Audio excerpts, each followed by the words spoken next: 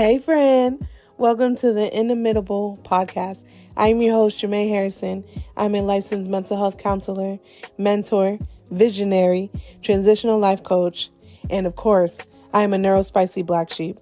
Inimitable means something that is so unique, it is impossible to duplicate. This pod is for the neurospicy who are building mental wealth without a blueprint. Thank you for coming, and if you're here, it's because God needed you here. I hope you enjoy this episode, and I'll see you soon. See you soon, as in right now, because here we are. All right, guys, welcome back. Welcome back.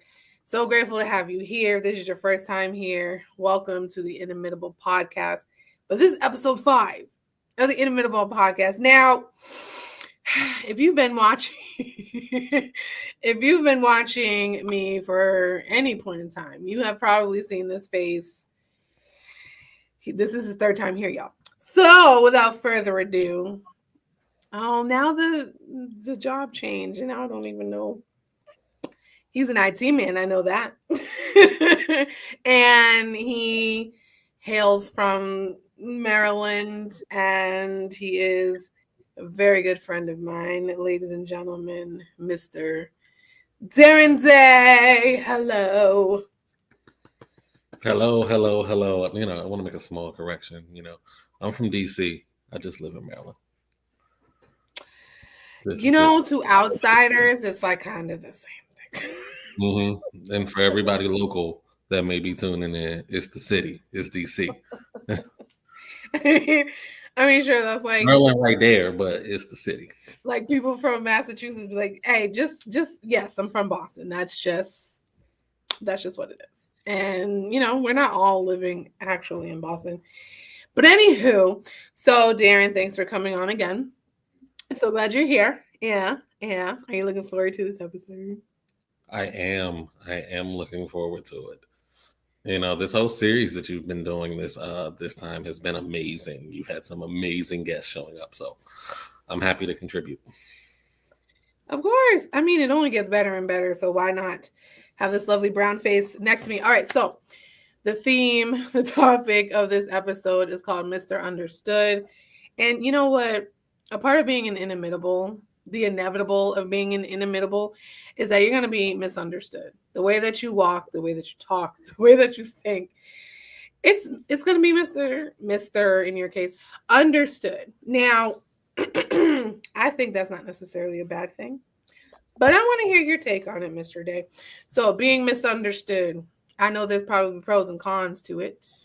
What are your pros and cons to being misunderstood? We start with the pros. Always start with the good news. I mean, the pros to being misunderstood, I think people leave you to your vices a lot. And so if you are a person that can be largely independent in terms of like your thought process or how you need to move, you don't have to worry about having a bunch of hands in the mix, so to speak. Like you're usually free to have your thoughts to yourself. Mm-hmm. I think that's to me like one of the biggest benefits, pros to being misunderstood, because there's a long list of cons. List them to me. We got time. This is only first 3.5 minutes. I mean, for me, I can't, for me, I would say being misunderstood, one of the biggest cons to me is someone not interpreting you the right way. Like, the way that you communicate, the style in which you communicate, or how you feel in that moment and that you're trying to communicate can come off completely different to that person. And you spend a lot of time backtracking, trying to get them to just, you see what I mean? You get it? You hear me? No, I don't.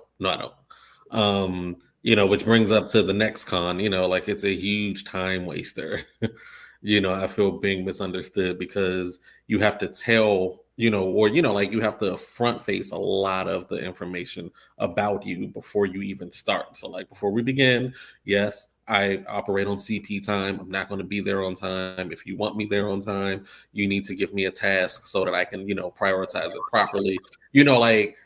Having to say a lot about yourself before the other person even talks. It feels like it's a defense mechanism at times where it's just like, I know I'm going to be misunderstood, so let me just say all of this stuff out now. Like if for those people that may have seen Wicked recently, she obviously has green skin, and she would start with saying all of the questions, answering the questions before anyone ever asked them.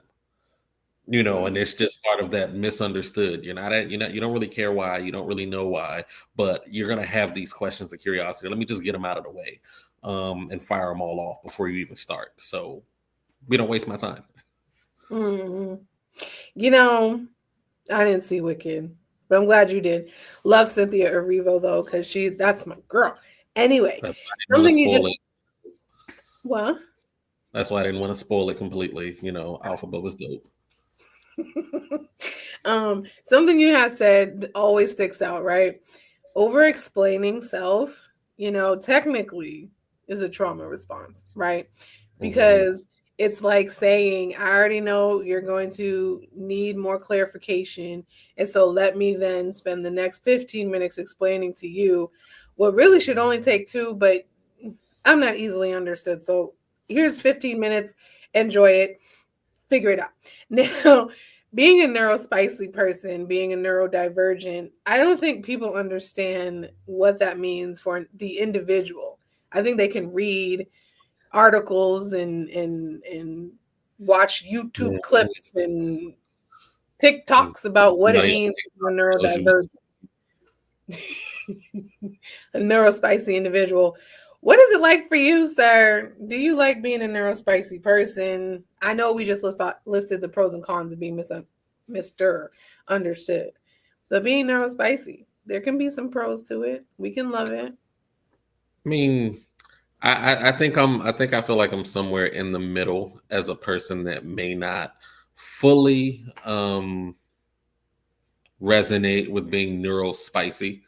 Probably just because, like once you realize the reality of something, you got to do something about it. So whatever, however neurotypical I am, I don't know yet. But understand, like being an understanding person and noticing things about myself, how I've operated, like my entire life is like, hey, there's something there, I just haven't gotten the right support group to tell me directly what it is. So I'm kind of on that fence where it's just like, it doesn't have a name, but something's there. You feel off about something. And I've spent most of my life being misunderstood. It's not for no reason. It's not some general, hey, just a weirdo. So it's, I don't think I fully hit the realization of that, but I can say it's good and bad. Like you were saying that there's pros and cons to being neurospicy. For me, it does allow me to explore, like myself in ways that I don't typically get to because I'm not following the usual grain of society. I'm not following the usual grain of, how other people before me may have lived or just towing the line and not saying anything about it. I'm a very inquisitive person. I'm a very curious person. And that comes off to a lot of people as nosy. Nosy, why do you ask so many questions? Do you know how to calm down? Like childlike curiosity, you would say. Because you've seen me, you've hung out, and I have plenty of friends that say it all the time. You get in my car, don't press anything. Why? I'm just trying to understand how everything works in here. Don't press anything. Okay. But it does come with its own set of drawbacks because especially when you're in professional settings, when people are expecting you to act or perform or be a certain way, and it's just not who you are. I don't follow things that I don't typically understand just because everybody else is doing so.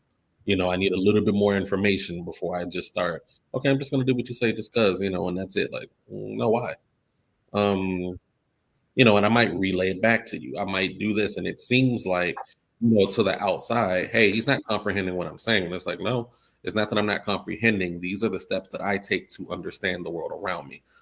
My curiosity allows me to question a lot of things, and to other people's detriment, that could be a lot of questions.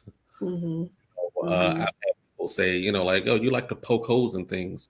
And it's not, like, hey, I'm trying to find faults, find issues, find problems. It's, like a, resonate, like, hey, you told me something. I'm repeating it back. I have a question about this that bounced back to me. And this helps me further understand what it is that what it is that you would like, what it is that you would like for me to do, or why it is, more importantly, because Mhm. I don't understand that I'm not doing it. Yeah, and that's the reason why I was like, well, I'm gonna have him on because, yeah. But the whole point of this podcast is to really give a voice to those who are often misunderstood. And it's because we are misunderstood that sometimes that takes more of a hit on your mental health than a lot of other things do. Because you're Definitely. literally like, I already feel different.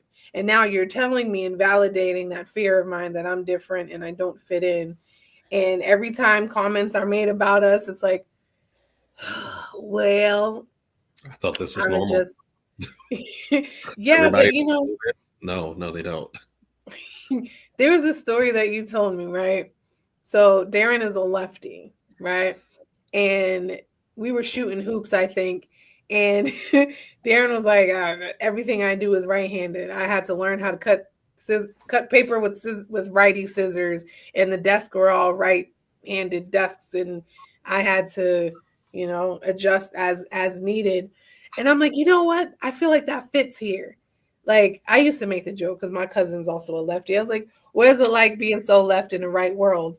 And she was like, "I mean, I know, I know that was a bad one, One but of I'm those. also just like It's true. Like you had to learn the world as a right-handed individual, even though you are a left-handed individual. So let's talk about that, Darren. Why it's difficult to be a lefty in the right world, so to speak. I can say this, like, I got a small story to that, like, because my mom was, like, when I was younger, like, my biggest supporter with being left-handed. She used to tell me, and I remember, like, when I was in elementary school, you have the little desk that you lift up, you got to sit in. Everybody's is on the right side where you can put your arm in paper, Mhm. and that didn't work for me because I'm coming across myself to have to try to write at those little desks. So my Mhm. mom would advocate heavily at schools. Darren needs, a left-handed desk. I'm sure you have some. His hands are repeatedly hurting because these right-handed scissors you gave him do not work for him. He's left-handed. And it gets to a point, like from self, it gets to a point where you stop trying to learn things from Mhm. your perspective, what works better for you, and it kind of conforms you to learn it from everybody else's perspective. Which is why, like, when I played football, I can throw football with my right hand fine, left hand not so much. When I learned how to play guitar, when I have somebody showing me how to play guitar, I'm learning from a right-handed perspective, and then I have to learn at some point how to do it the other way. The same thing with, like, everything else in life. I've had to learn how everyone else operated it, and then tried to figure out a way to apply it to myself, because Mhm. there wasn't a teacher for that. There wasn't a support system for, like you're saying, being left-handed in a right-handed world. Like, if I was younger and knew that there were support circles, you don't know where to find that stuff. So it Right. makes it very difficult because I got to learn how everybody else learns, and then I have to dissect that and figure out how to learn the way that I learn. And it just adds extra work, extra time, and more importantly, extra energy into Mhm. everything that you do, because I know how you do it, but that's not how I do it. But I only have to learn that so that I can teach myself how to do it the way I need to do it, the way I operate. And Right. living, being left-handed in a right-handed world, can seem like you're playing at a higher difficulty, because there isn't, a section where you can say, oh, here's for all the left-handed people. And no, I don't want to be segregated by any means, but it would help, for somebody to notice and say, oh, I notice you're a little different. That doesn't make something wrong with you. It just means we have to show you a different way to apply these things, to learn these techniques, to implement, the training that I'm trying to give you in a way that works for you. The same Right. with being, like, neurotypical. I can, I'm not a, I'm not a dumb individual. I'm not a person that, can't learn anything, but the way that you learn and the way that I learn will be two different ways. And the only way that you figure that out is, You're learning the same way everybody else is learning. And to everyone but you, it's you're struggling. Mm-hmm. Like that's not how you receive information. That's not how you interpret it. And it's definitely not how you output, like the knowledge that you learn. So I'm taking in all of this information from your standard, from your perspective. And I got to go back and make it work for me. Because Mm-hmm. at the end of the day, I still have to prove intelligence. I still have to prove that I'm valuable. I still have to prove that I know what I'm doing here so I can be competent. If I'm Mm-hmm. not learning it, you're failing your classes. But I don't study the way that you study. Right. It's trying to, this is why empathy and compassion is so necessary, right? Just in mental health world in general, because you never know what people are struggling with. And I just think we all stay in our bubbles and we stay with what's comfortable and what we understand. And when you don't understand a person, you just like kind of write them off. You're just like, you're just Right. crazy difficult. Like, and it just takes time. Like, I tell people all the time, I work with teenagers and they're just like, Jamae, I don't know how you do it. It's like you sit there and you listen to them. You make them laugh from time to time. You show up for them consistently.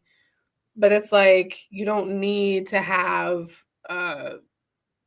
like it's not rocket science, people. Just show up and meet them where they are. Like you don't know how to meet people. No, like it's really hard. And I don't know how to fully explain it. I don't know how to fully dissect it of like meet people where they are. If they say they're not easily understood, take the time to understand them. If you're like, oh my God, why do you talk so much? Why do you over explain yourself? Let's find out. Listen to the answer. Listen to what someone's saying. And sometimes that means you got to step out of your own understanding of the world and understand the world from their point of view, because that's the whole point of empathy, right? Yeah. And so there's something that I think I've actually this in our, own personal time because, I talk to Darren like literally all the time. There's like self-esteem issues come with honestly being Black at this point. Because there's a lot of things that people just call us and not fun. So when it comes to your self-esteem, right? What did it take for you to build it up? Because from what you just told me and what you've told me in, our own time, is that a lot of people question a lot of things about you. And sometimes that makes you doubt self. So like self-esteem, how did we build it up? I mean, I spend a lot of time with myself, like on my off hours when I'm not working, when I'm not hanging out with anybody. So it kind of comes from what, like how do I want to be? What do I want to project into the world? My self-esteem used to come from all the time masking.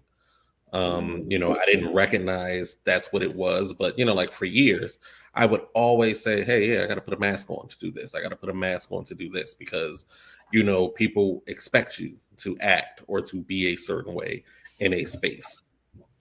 Like you work a job that's front facing, it's customer service based. You have to have confidence even when you don't. So for me, that involved putting a mask on of some sort, like let everybody see that I'm this smiley, extroverted, charismatic person, and that's how you would get to know me. I didn't realize it at the time. It was like, hey, I created this entire representative of confidence that, at the end of the day, when I get home by myself, like this mask comes off, it's not the same person. And I wanted them to match a little bit. It was like, I wanted some of, like some of the value, some of the personality of that mask, to match me more. So I started learning how to not, I don't want to say not care, but not entirely focus on, what someone thought about me initially. What did I think about me? I think I'm pretty cool. I think I'm pretty average. Thinking, I think I'm a cool enough person. My dog likes me. My niece likes me. This works for me. I had a therapist once before, ask a question. It was like, what makes your heart smile?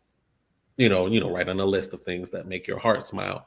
And that's where I started pulling my confidence from. That's where I started pulling my self-esteem from. The things that made me happy, regardless of if it made somebody else happy, if they even liked the same thing that made me happy. You know, it didn't matter because I still had these things to do. And that was a lot of internal work just to, build up confidence that didn't rely on a mask to be maintained. Like when I take my mask off, do I still feel confident about myself? On some days. But I know when I go back out in the world, this is what they want to see. This is how I need to be. I can't go to my job and underperform because my self-esteem is taking a hit. Or I don't feel as confident in my work today like I did a month ago or so. Right. So started my journey of like building confidence a lot. Yeah, you said something that has been said on every single episode. I would say this year, this series, is that everyone has to put on a mask because what we really are is so misunderstood that you're like, you know what? Fine. You want a chameleon, you got one. You want me to code switch and be comfortable for y'all, then fine. And you know what? I too have done a lot of masking because as you guys can see, Jermaine's vibrant. She's big. She's beautiful. She Black. I am who I am. And for so many years, people like, Jermaine, stop doing this and do this and don't sound like this and fix how you talk and fix this. And right. I'm like, y'all, why y'all so bothered by Jermaine just being in my skin? Like, my God. Is it that uncomfortable? Like, do I really make people that uncomfortable? And so I shrunk self probably for like 25 and a half years because I'm like, clearly I'm the problem. Clearly. Years. Oh, yes. This is new. All of this you're getting right here. This is new. Okay. It's only been in effect for about 5 years. But literally, it's like I was like, I'm the problem. Because everywhere I go, Jermaine, you're too much of this. Jermaine, you're extra.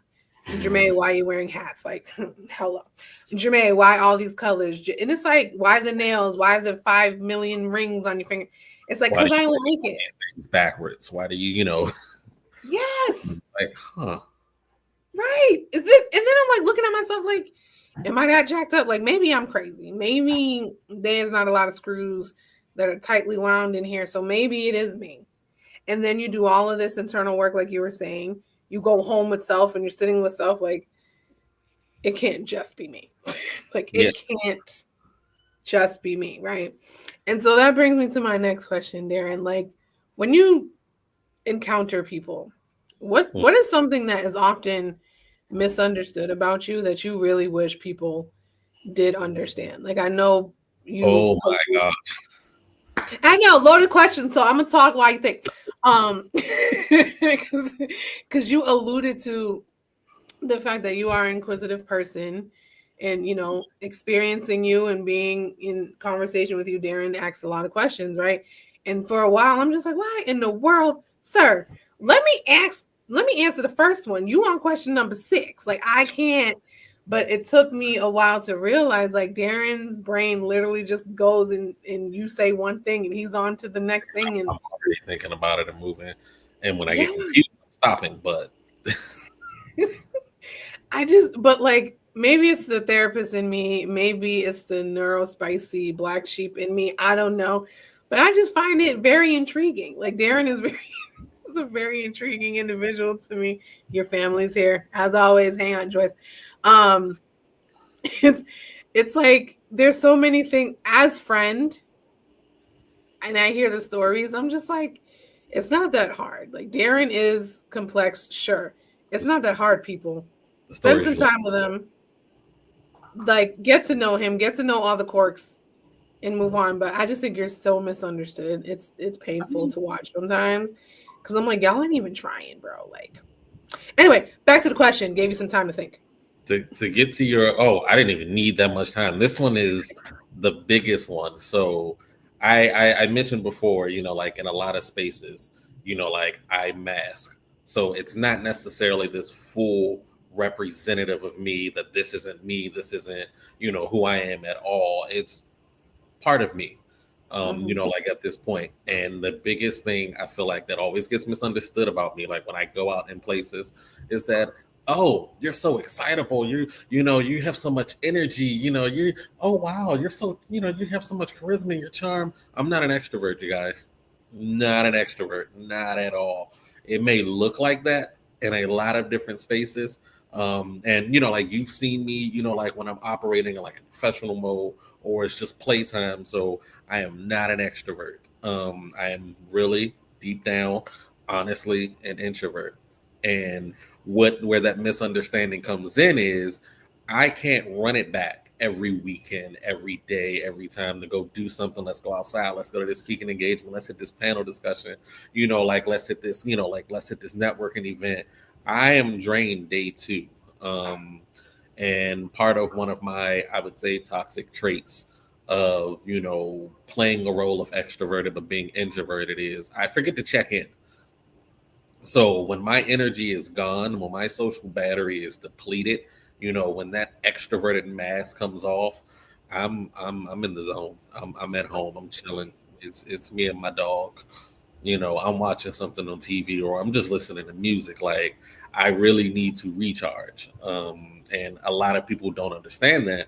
And I can say part of that is me. I don't do a good job of communicating that because when you meet me, you're meeting me, like this is me, you're getting my inquisitive, you're getting my curiosity, you're getting, the best way that I can still become myself just in an extroverted setting, but this energy doesn't last forever. And I think a lot of people get used to that, get used to that Darren that they met, that they shook hands with. They're like, oh, we had so much fun. This event was great. Everything was amazing. And then, like a week or two later, where's Darren? I haven't heard from Darren in a minute. What's going on? Is he all right? He's good. Like, people may not check up, but then when I finally hit them back up, well, where you been at? Resting, recuperating, recharging. It's been a lot. Like I can't do this every day of the week and then still have like normal functions. Like I'm tuning everything off slowly. Not normal functions. Yeah, like normal functions, like existing, like having a social life. Like my social life, is good sometimes, and then when my energy depletes, it's gone. It's gone. I'm not texting. Listen, I become a this texter. I will always answer phone calls, but no, I'm not checking my social media. I don't know what's going on this weekend because I don't have a plan. Like my battery is drained. I don't want to interact with anyone, and it may look like silence for a lot of people, and it's not intentional. It's just my battery is drained, you guys, and the only way that I replenish is like solitude. No one believes that. They're like, you're an extrovert. I know it. You're some sort of omnivert or something. No, no. Very good math. Well, I mean, we have this running joke, right? Where I'll talk to Darren on Thursday and he's like, you know what? I ain't got nothing to do this weekend. I said, that phone call hasn't come in yet. That's what it is. And literally, we check in like Saturday morning. He's like, yeah, so I'm on my way. I got something to do then tomorrow. We hitting brunch. Like, and that's why I forget to tell people like, hey, I need a moment. And that's something I know I could be better at, like saying, hey, it's it's about that time for me to recharge. Like it looks like that because I've done this for years. I have a bigger capacity battery, behind me now than I used to, let's say 7, 8, 9 years ago. I've had mentors to help me work on being able to be more sociable, being more excitable, showing more of myself, or just showing excitement that I didn't feel confident to show before. So it looks like Darren's always ready to do something. No, I'm not. No, I'm not. So, I like to ask certain controversial questions. So, at what point, Darren, do you stop putting that mask on and being like, hey, y'all just gonna get what you get. And if you like it, cool. If not, it is what it is. Are we there yet? Have we done it? What are we waiting for? Yeah. I mean, I'm not going to say I do that in every space, but I have a few friends where it's just like I don't have to worry about putting a mask on to be in your presence. And I've learned to be more, what's the word I'm trying to say, transparent about how I'm feeling because silence is usually never the best answer to somebody, because you usually look inward like, did I do something wrong? Is he, is he this? Like, and I recognize people don't check in as readily as you think. Like, only, like your real friends will check in and be like, yo, bro, you all right, you good? We had fun last week, you straight. So with some of my closer friends, yeah, I do have the ability to, I can shed my skin, metaphorically speaking, and just be me. Like, hey, I don't really feel like doing anything today. That's cool. We can just chill in the crib, and just relax. Or hey, I do want to do stuff, but hey, it's not fun. Let's do some productive. Let's do a study group. And that works out. And that works out as well. So I do have, some spaces where I don't feel like there's a need to put a mask on. There's a need to, have a representative ready, or there's a need to show, something that I feel is going to be needed in that space. Like trying to change the energy, like the vibes is off. I'm the person that brings the vibes. So, and in all some of the spaces that I'm in, I don't always have to do that. And that does feel refreshing, because then you don't have to try as hard to be part of a group. You don't have to try as hard to be, to fit in somewhere, or for somebody to just simply recognize you and, see like, oh, he's an interesting person. Mm-hmm. There's a lot of things that I kind of hold on to that remind me, like, Jermaine, just be who you are, and it's okay. Something that I heard or I use, I don't know how I got this phrase, but it is what it is. It's mine now. It's just like to remind us we are not puzzle pieces. Okay. So puzzle pieces, as we know, they all have a place. They all are a part of a thing. And if just because the corners thing that looks like it lines up, it may not line up perfectly. We are not puzzle pieces, people. We are humans with complexities because of our past, because of our mind, because of the biochemistry that is our bodies, right? And at some point, we have to acknowledge and appreciate the differences that other people have, right? Like me and Darren been rocking together for 9 years. You know what I mean? That's my homie. And everyone's just like, but what do y'all have in common? Me and Darren don't have much in common. Like, yeah, we do. I love hate for bananas. Definitely. Speaking of, Auntie Toy left her banana bread here, and I was like, you know what? It's good. I'm gonna try it. I warmed it up with some butter and coffee. You didn't ask for that. Anyway, so it's like sometimes just exploring the world through somebody else's eyes, that's fun. Like when I listen to Darren, sometimes I'm just like, story time. Where are we going? What planet are we traveling to? What are we doing? I do not. I think I laugh at the way that you respond to it. Like you'll just drop a trauma and be like, yeah, so anyway, and then I'm like, whoa. What? Trauma? Well, because that's not the focus of the conversation. Like just drop this and keep it moving. No, you can't drop a problem on a therapist's lap and then expect her to just be like, we're just moving on. Like, what? No. Even if you don't see it as a problem, you're just like, yo, this is part of my life. I accepted it. I'm okay with it. I moved on. And you be stopping and like, whoa, that was a what? I'm like, and that's why I'm laughing. Like, because and that's a part of my quirkiness is like, do not bring a problem on Jermaine's table and expect me to just look at it like it's not there. I'm going to dissect the mess out of that thing because that's just how I am. And, Darren always be like, oh, here comes May, have another emotional conversation. It's like, I don't know if it's emotional. I just really think I just enjoy understanding the minds of people. That's why I'm in the field that I'm in. And so when I encounter people like Darren, who's very neurospicy, I'm just like, oh, this is interesting. I think that's great. But, somebody have putting a microscope to your skin and just like, what's here? Can be a little, nervousness. You can create some nervous. Like, come on, like nobody wants to have their life peeled back by layers intentionally. Like, because someone was curious. Like you present, like you said, presented a problem, and you're like, "But wait, so what happened when you were 6? What happened when you were like?" I'm in my 30s now. Can we move off of this? No. No, I mean, I get it.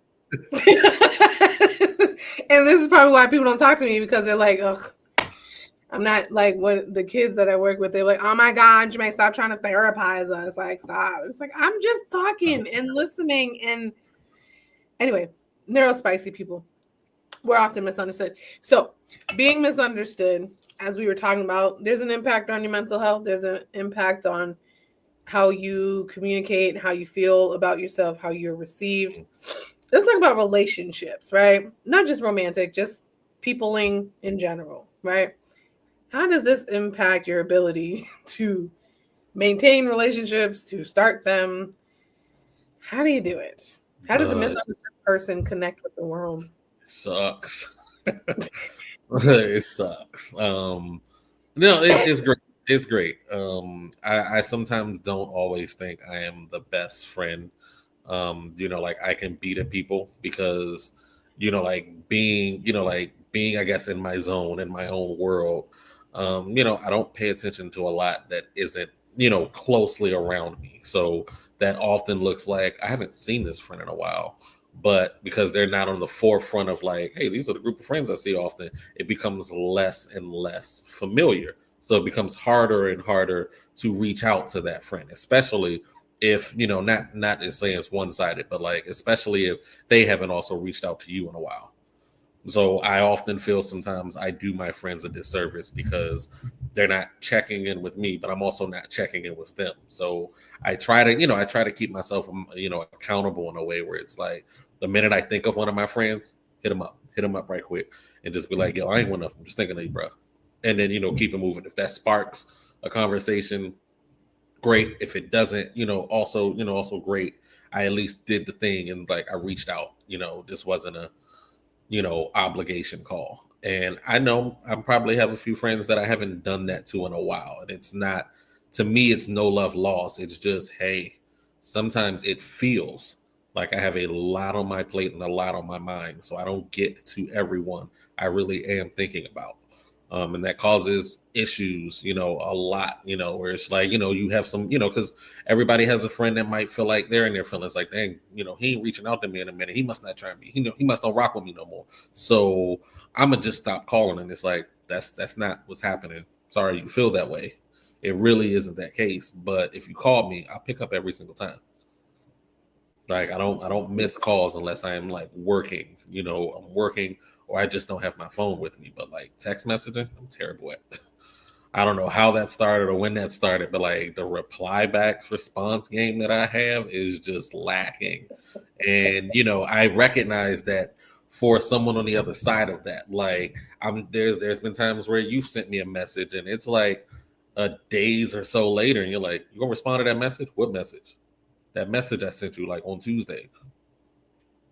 Let me check my phone. The complex about being ignored, and we know this. And it's not intentional. Like I think I got a cousin who was like that. Like I thought I sent you the message. I responded to you up here. I saw the message, responded to you up here. Never sent that out and pressed send anywhere in my day. And it's a week later, and it's just like I feel so terrible now. So I feel like a lot of times with being neurospicy or neurotypical, I forget not that I have friends, but that, hey, part of the responsibility of me having friends too is to reach out, and to the friends that I don't respond to or I don't hit up, it's no love lost. It's not, hey, I'm not cool with you no more. It literally just be, I thought I called you. I thought we talked. I thought about you last week. I could have sworn I called you. Then you keep it moving. Like even in my relationship. Oh, we didn't talk all day. Oh, I thought I did. I thought I called you. Oh no. We texted this morning, though, didn't we? I'm good, right? Yeah, we're still good. Not the oh no. I mean, because that's the check-in that you have with self, where it's just like, I haven't spoken to my buddy in a minute. Like, I wonder what he's doing. But it's in the middle of the workday, so I can't stop everything and call him. And then by the time you get off work, it's just like a long list of other things to do, and it's just like I never get to it. And then it's a week or two later. didn't I speak to them? Like I literally have a buddy. If it wasn't for his wife, probably reminding him like, hey, check in with your friends. We probably wouldn't communicate as much as we do because when you get so wrapped up in your life, you get so wrapped up in your like in your days. It's like I'm focused more on what's going on around me more so than what's happening outside of that view or outside of my world in that moment. Yeah. That doesn't mean you never come back into the fold. That just means it takes a longer time for me to reach you, to pull you back over here and be like, now you're somebody I'm not going to forget about this week. Mm-hmm. And that's the part that I think people need to spend time to get to understand about people who are neurospicy.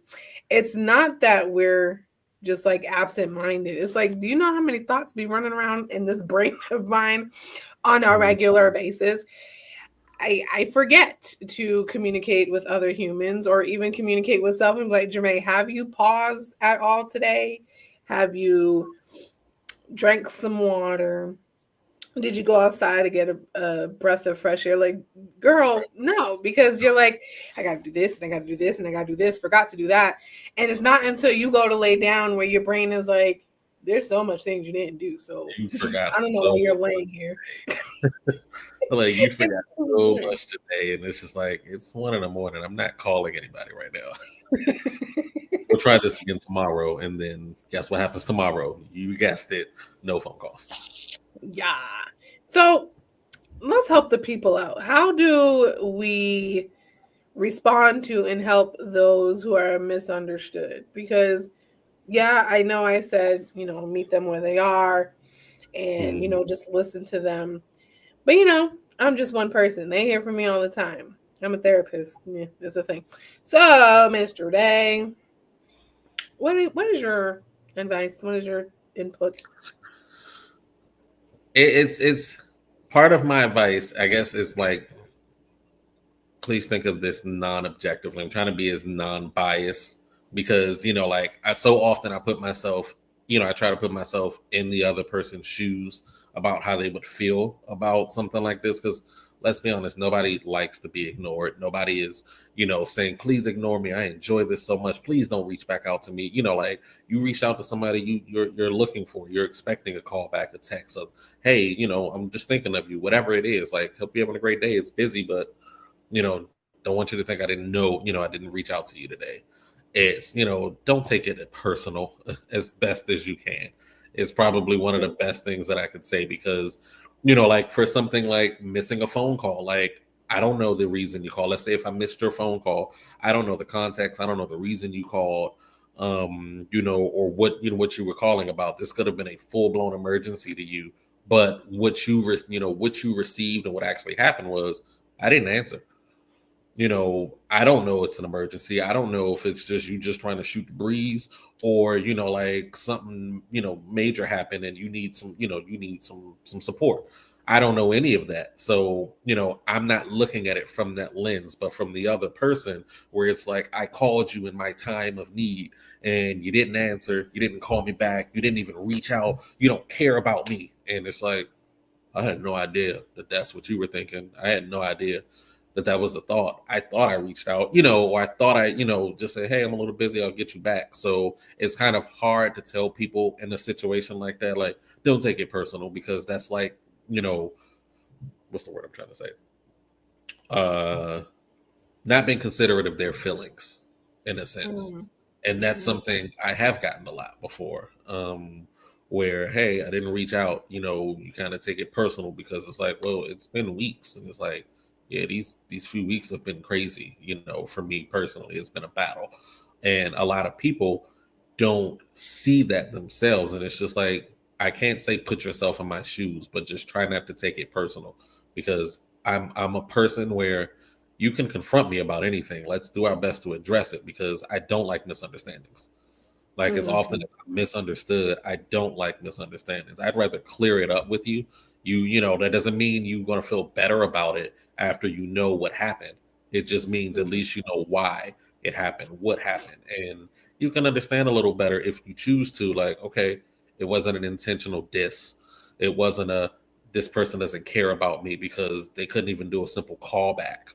But when your mind has like 1,000 things racing at once and you just feel mentally paralyzed, some things literally get knocked off so that you can function just to do something basic. And it's not personal on my end that, I didn't reach out to you. Like, I miss a lot of my friends. It frustrates me a lot that I'm not doing more with them, but I also recognize I don't have the energy to do something with them all the time because I can't just sit in my friends' spaces or place and just be like, I didn't really want to talk about anything. I just wanted your presence. They're like, yeah, you're a weirdo. Can you leave? You can just go sit on my couch and drink a drink and say nothing to me and just be happy that I'm here with you. Like, it don't work that way, bro. What's been going on? You want to talk? What's up? Yeah. And that's important. I think the thing that I don't I have to choose my words wisely because yes, this is my platform, but I'm trying to be respectful. One thing that bothers me about certain individuals is that they don't take the time to fully embrace the person that you are. And it's like, well, I mean, granted, being misunderstood is just a part of the thing. And it's like, but if you just took time, people, and if you just sat down with the person, now I won't even just say with Darren, I'm just going to say with the neurospicy, inimitable, whatever, right? If you just sit down with them, you'll start to see that, yes, they have quirks, but their quirks are fun. Their quirks are funny. It's what makes them them. It's what makes their fingerprint unique. And that's if God created the way that he created and he's not apologized for it, I'm not going to apologize for it. And you shouldn't either. I just think we as inimitables, we code switch all the time. We code switch because it's like I'd rather be a chameleon than to walk into a space and consistently be misunderstood and then consistently have to do the 15-minute explanations of why I showed up in a big old hat and some cowboy boots just because I wanted to. And it's like, y'all, at some point, and I said this to my aunt in the car, I said this to my mom all the time. I'm like, at some point, people should just be like, no, that's just what Jermaine's going to do. If she's wearing big earrings, if she's wearing a whole lot of jewelry, that's just Jermaine. Like, it's okay.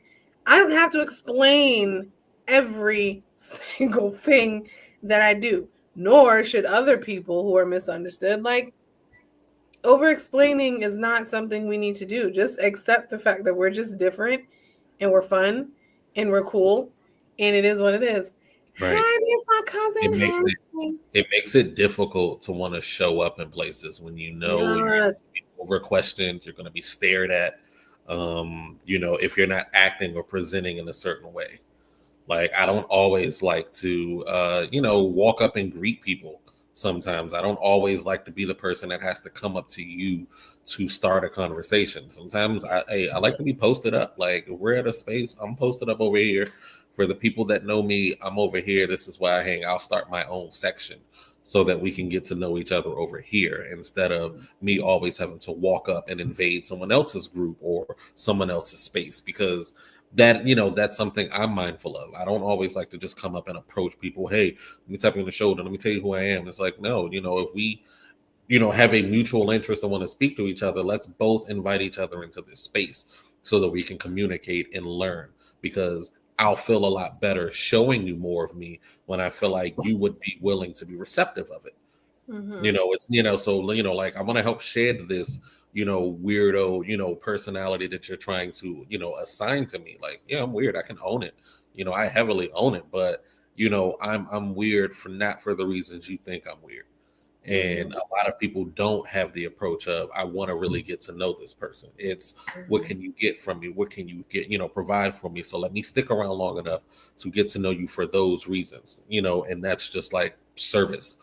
I'm only talking to you because I need to network with a couple people for my job kind of thing. I'm not really interested to get to know you. And then that's kind of hard to do with somebody you just met. I'm not about to shoot 47 questions out of the person I just met, because I already understand, from doing that to like my friends, and family, for example, that can be overwhelming. So that's a part of me that I would hold back a little bit because this person just met me. Let me not overwhelm them. Be like, oh, that's an energy I don't want to be around. Where it's just like underneath all of that, I'm still an interesting person. I'm still a cool person, but maybe I can do a less with the questions now. But you get to know me, yeah, it's gonna be 40 questions still ready loaded. Get in your car and press every button in there and call call OnStar and everything. But not when we just met. Yeah. I feel like people want to be comfortable, or in a comfortable space where that they can be themselves, because I don't know if that person is masking either. I don't know if, they have a reaction or they have a self-esteem or self-worth issue that they're presenting, differently from who they really are as well. So I don't want to walk into a space quick to judge, that they're going to think I'm weird or they're going to find a problem with me, because they're probably thinking the same thing on my end. They're probably going to find with me. So I'm presenting in a way that seems appeasing to most. And it's just like, no, I just want to be me when I walk in spaces. I just want to be me when I am in rooms, to be however I want. If that just means I'm dancing in the corner by myself, that's fine. The people that like it will start to gravitate, and we'll just be a group of us dancing in the corner, stimming together. Not stemming. Okay. Spectrum talk. Anyway, I think what's beautiful about Inimitable, huh? I said it's neural something in here. Yes. And you know what that actual title is? I mean, it is what it is. Because, like, listen here, y'all. Me and Darren, we be doing some random stuff, like being in a whole gas station and salsa dancing.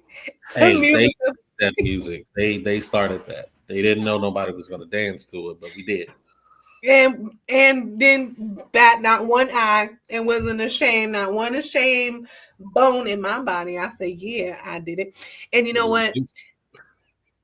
Right. But a lot of people don't do it.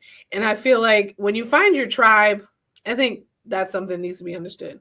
Once you find your tribe, you don't always have to do this code switching, people pleasing, shrinking of self, because you're like, oh, so who I am is actually received. I have maybe 3 very affirming places.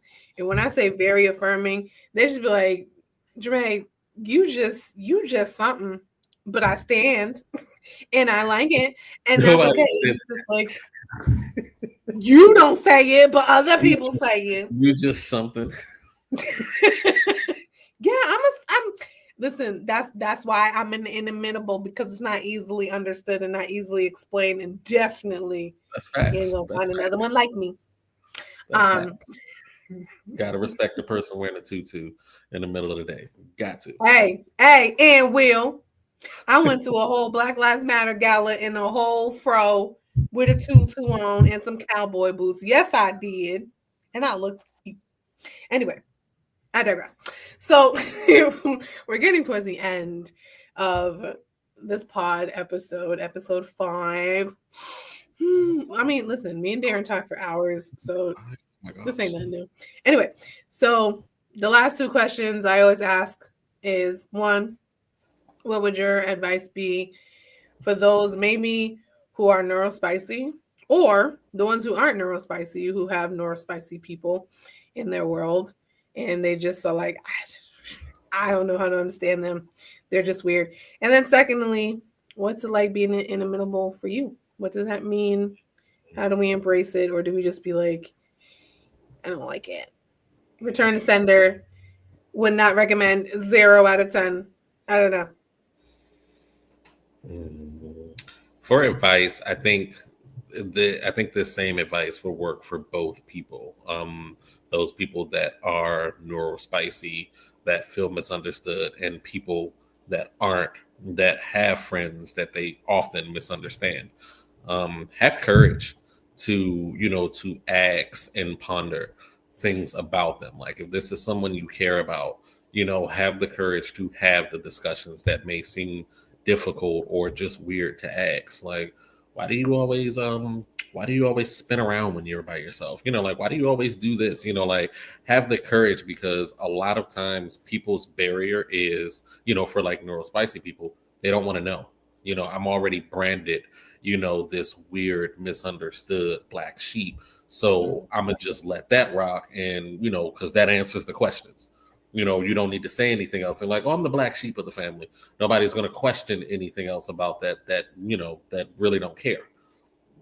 So it's a lot easier to just, give it a title and then let people move along with that. But for those that have the courage, to like ask, well, why do you do this? Like you might learn a bit about somebody that you didn't know before. It might bring you guys together, in ways that you probably didn't realize because they're willing to be more open with you, and that does take courage, like, friends that have difficult discussions, I believe brings you closer together and makes you stronger, because then that means, hey, we can have these difficult conversations without it divulging into anger or yelling or disagreements or distance from each other. Like I need time away from this person because I can't deal with them in large dosages.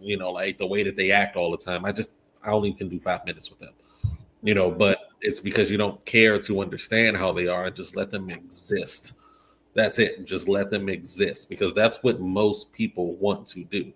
They want to exist how they are without being questioned, without being burdened with shame, by what they're doing, and without feeling like, if I don't change, I'm not going to be someone people like or people accept or people want to be around. Where it's just like, no, you just haven't found the people that are very similar to you or that just will allow you to be yourself. And that just takes courage. Just have some questions, or, so why do you do that again? Why do you act like that again? And come from a place that it's not, I'm trying to justify saying this person is weird or, something's wrong with them. And now I know why. Now I know what it is. Like, no, you genuinely are interested, so that you can learn about them. Seek understanding. Yes, yes, yes. Yes, because a lot of people, and I'm a person, I don't really like to talk about myself, on a lot of different things. But when it comes from a place of curiosity, I'll always expose whatever it is you want to know. Because, I really do appreciate people that are just like naturally curious.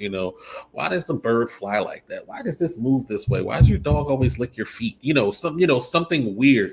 Like I enjoy natural curiosity. So like even if it's like I'm now sharing a dark secret or something, but someone's genuinely curious about it, not from a place of malice, not from a place of bias. Like, let me tell you why I act like that. It's probably going to be a long story. It's probably rooted in some trauma, but you asked. So to me, that automatically shows you're interested, and that would gear me up. That would make me feel a little excited, like somebody really actually wants to know something about me. Not what I can do for them, not what I can bring them, not what I bring to the table, or anything like that. Like somebody wants to know about me. So I will always open up in a manner like that, as long as it's not malicious. Right. And I believe that there are a lot of people that feel the same way. It's just we view people with such a negative lens sometimes. Like, and I don't think it's always intentional. It could be your own trauma you haven't worked through that would make you view someone so negatively. Like, well, I don't want to be around that. I don't want to be around that kind of thing or that kind of person. You did what? You voted for who? I don't want to be around you. And it's just like get to know some people, and it might change your perspective. It might change how much you want to interact with that person because you guys are being more vulnerable to each other. And that's just friendships. Yeah. Yeah. It might change your world messing with a neurospicy individual, because we're amazing. We are bomb.com on stick. You know what I'm saying? So Darren, thank you once again for being on this episode 5, but this is your third time on one of my pods, because when you're best friends, you just kind of like sign people up for things they don't want to. No, I'm kidding. Partially kidding. Anyway, you guys, thank you for coming in. There's only 3 more episodes left of 2024 because we're getting close to the end of the year. So next week, I'm so excited for my guest next week. She is one of my mentees that I've known for about 10 years now. We're going to be doing a lot of things together. So this may be the first time, but not the only time you will see her lovely face. Her name is Deja. I'm so excited for her to come on. She's a little nervous. Yeah. They're a little nervous, but You, it's okay. you know how to bring some vulnerability out. I mean, it's just little old me. It's just having conversations with little old me with other people watching. But it's a great testament to your skills as a counselor. Not only do you create a safe space, you make it okay for people to want to be vulnerable to you and share this, because like this isn't just a phone call, we calling up and sitting on our couches and talking about stuff. This is a public space that you created and made safe for people to want to talk about a lot of different things. So, kudos to you for that. And this is why we keep him around, ladies and gents. No, that's not the only reason why. He's an amazing person. So, excuse me. Next week, same time, same channel, same place, same face. Just there'll be another one instead of Darren. But Darren, again, thank you for this. Ladies and gents, thank you for watching. Feel free to share it. Feel free to talk about it. Send me some questions. Send me some testimonials. Send me some things that you guys are like, Jermaine, you had mentioned, or your guest had mentioned, blah, blah, blah, blah. Let's talk about it. You know what I mean? Don't just wait for Thursdays, because I'm here. We're going to ask the big question too. Do you really think I look like an extrovert? Me? No. Your viewers, your audience, the people that just met me and heard me speak together. Do I sound like an extrovert? Let me know. Mm-hmm. No. Because introverts, we don't have that much energy. I have to do this because, again, I have to create the space. Other than that, extrovert. I ain't got time. Please. I don't like people. I love people. Y'all are great.